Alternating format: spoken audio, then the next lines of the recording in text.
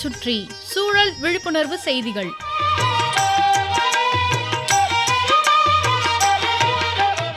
அன்புள்ள கணேசமூர்த்தி சார் அவர்களுக்கு உங்கள் மாணிக்கம் எழுதும் மடல். நலம் நலமறிய ஆவல். எல்லாரும் தினமும் ஓடுறோம், ஒடியாடுறோம், உழைக்கிறோம், எதுவோ செய்கிறோம். எதுக்காக? எல்லாம் இந்த ஒரு சான் வயிற்றுக்காகத்தான். ஒரு நாளைக்கு 3 வேளை சாப்பிட்றோம். சாப்பாடு ஒன்று தான் மனுஷன் போதும்னு சொல்லுவான். மற்றது எது கொடுத்தாலும் பத்தலை, போதலை, இன்னும் கொஞ்சம் வேணும்மா. இந்த கடுதாசி எழுதுகிறவர் உட்பட. சாப்பாடுன்னு கடுதாசியில் எழுதும்போது சுவைக்காக சாப்பிட்றோம், சத்துக்காக சாப்பிட்றோம், உடல் நலனுக்காக சாப்பிட்றோம், வயிறு ரொம்பணுங்கிறதுக்காக சாப்பிட்றோம். பல காரணங்கள் சாப்பிட்றதுக்கு. அதே போல் சாப்பிடும் சாப்பாட்டையும் அதன் சுவைக்காக சாப்பிட்றோம். நாக்குக்கு கீழே போனால் எல்லாம் ஒன்று தான். ஆனால் வாயில் போட்டு சாப்பிடும்போது இந்த நாக்கு அந்த ருசியை உணர்ந்து சுவைச்சு தான் உள்ளுக்கு தள்ளும். நாம் சாப்பிடும் சாப்பாட்டை அதன் ருசியை வச்சு 6ஆக பிரிக்கிறாங்க கணேசமூர்த்தி சார்.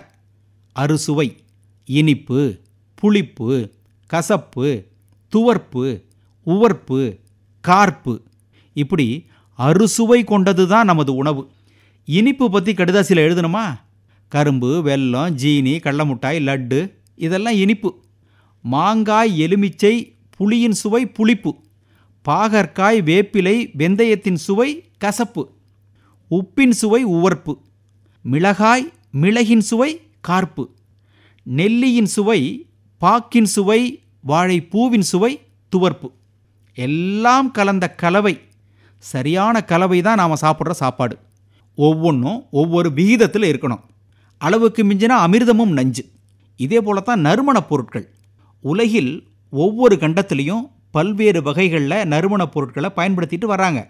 நறுமணம், சுவை, நோய் தடுப்பு ஆகிய காரணங்களுக்காக சமையலில் நறுமணப் பொருட்களை சேர்த்து வர்றாங்க.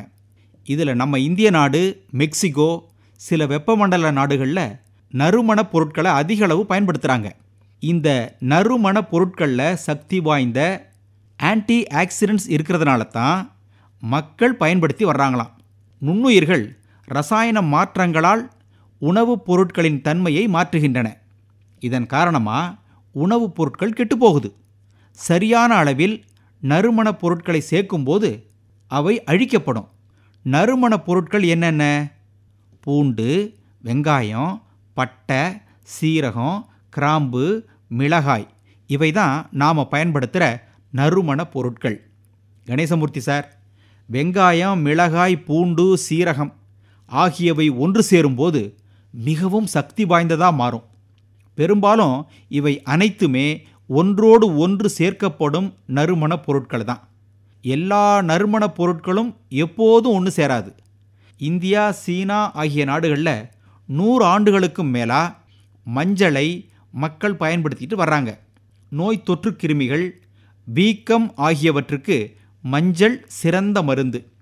மங்களகரமான மஞ்சள், நம்ம ஈரோட்டு மஞ்சள் மிகவும் சிறப்பு வாய்ந்தது. உணவுப் பொருட்களில் மஞ்சளை சேர்க்கும்போது அதில் உள்ள கிருமிகள் அழிஞ்சிரும். உணவை தூய்மையாக்கும். உணவில் நறுமணத்திற்கும் சுவைக்கும் என்ற ரீதியில் இந்த பொருட்களை பயன்படுத்தும் போது அறுசுவையை நாம் உணர முடியும். ஆனால் எதையும் அளவுக்கு அதிகமாக பயன்படுத்தக்கூடாது. இப்படிக்கு மடல் மாணிக்கம்.